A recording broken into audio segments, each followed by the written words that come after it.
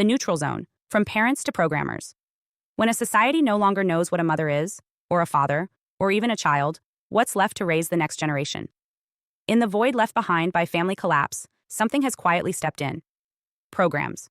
Not just government programs, but systems, screens, algorithms, and artificial interfaces that now manage what parents once handled. This is the arrival of the neutral zone, a world without roles, without polarity, without lineage. A world where care is no longer organic. It's managed, administered, automated. This isn't speculation. It's already happening. The neutral zone begins with good intentions, education tools, parenting apps, child-friendly assistance, but very quickly, these conveniences become dependencies. Parents outsource more and more of their functions to devices and software. Diaper schedules, managed by apps, feedings, tracked by sensors, soothing. A robotic bassinet rocks the baby. Teaching, an iPad, discipline, a digital behavior tracking system, emotional support, an AI chatbot that simulates empathy. Little by little, the parent becomes a passive observer. And then one day, you realize, the child doesn't reach for you. They reach for the screen. We've entered an era where toddlers say, "Hey Google," before they say, "Mama." Where virtual preschool teaches values, not family. Where apps tell your child who they are, what to believe, how to feel, what to identify as. The role of the parent is no longer to guide. It's to monitor and defer. The system will teach them now. The system will raise them. This is the core feature of the neutral zone.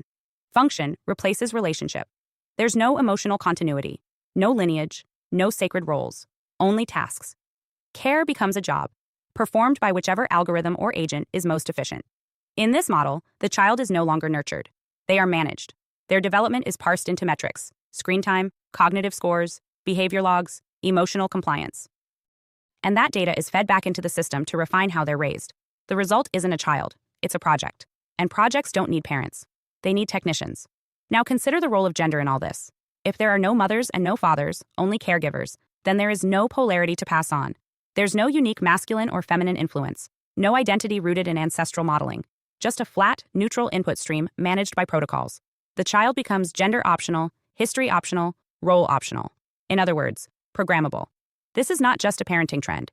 This is an operating system swap, a transference of authority from bloodline to bandwidth. And it doesn't stop with devices in the home. It expands into school systems, pediatric care, mental health, and eventually, the legal system. Already, there are court cases where schools are allowed to socially or medically transition a child without informing the parents. Children are being told to hide their identity changes from their families because the state and school know best. What does this tell the child? That their real family is the institution, not the one that raised them, not the ones who love them. And what happens to a child who bonds more with systems than with people? They learn obedience, but not intimacy.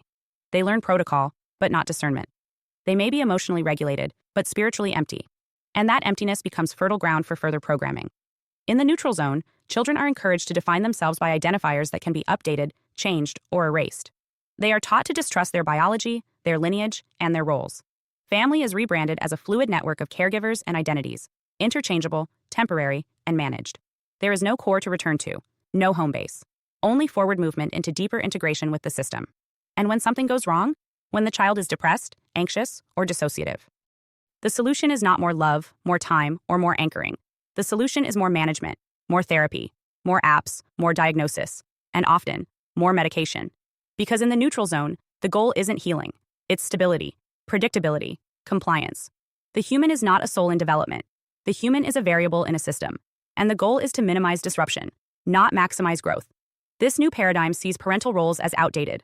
Love is not efficient. Spiritual guidance is not standardized. Gender roles are problematic. Cultural inheritance is regressive. So they are replaced with supervised interactions, universal curriculum, and centralized authority. It is the end of the family, not through destruction, but through redundancy. And what of the parent in this model? Often they are tired, confused, and overwhelmed. They are told they are not qualified to guide their own children. They are told that tradition is oppressive, that roles are optional, that their instincts are harmful.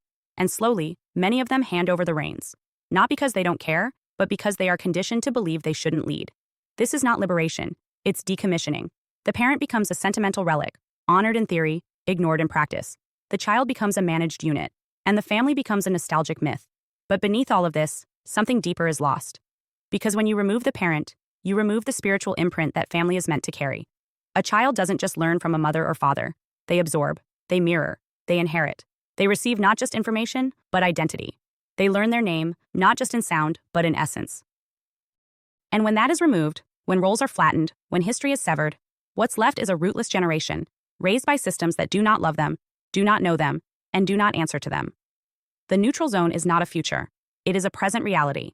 And its danger is not that it screams, but that it whispers. It tells you it's easier, more convenient, safer, smarter.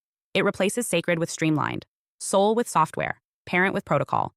And unless we choose to step out of it, our children may never know what it means to be raised by people who saw them not as variables to manage, but as legacies to protect.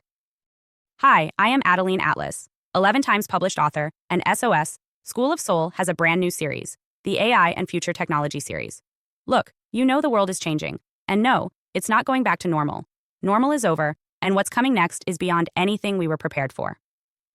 The School of Soul, AI and Future Technology series includes 319 videos on 1. The Download Society, How Data Has Replaced Destiny. 2. Predictive Future. Your next moves aren't random, they're forecasted. 3. Social Credit Systems. The behavioral economy now governs access. 4. Hive Mind. Synthetic telepathy and collective algorithmic control. 5. Nanobots inside you. Medical, military, and programmable intrusions. 6.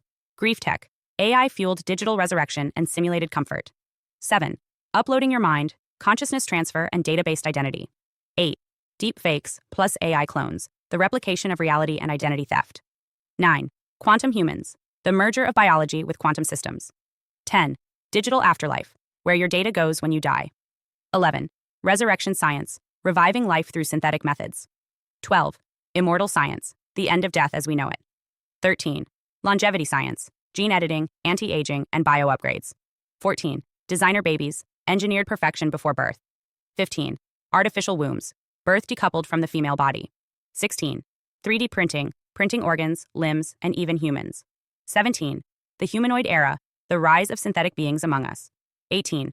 Legacy humans, the slow phase-out of unmodified analog people. 19.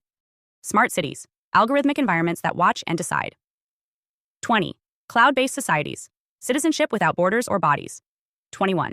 Hackable humans, emotion, memory, and behavior under code. 22. Biometric scanning, your body is your password and your prison. 23. Sex tech, intimacy reprogrammed by machines. 24. Extinction of gender, fluidity, deletion, and design of identity. Every topic is fully explored with real-world technologies, patents, case studies, ethical analysis, and future forecasts. These aren't someday discussions. This is already happening. Join the SOS School of Soul Vault to overstand the future before it's implemented on you.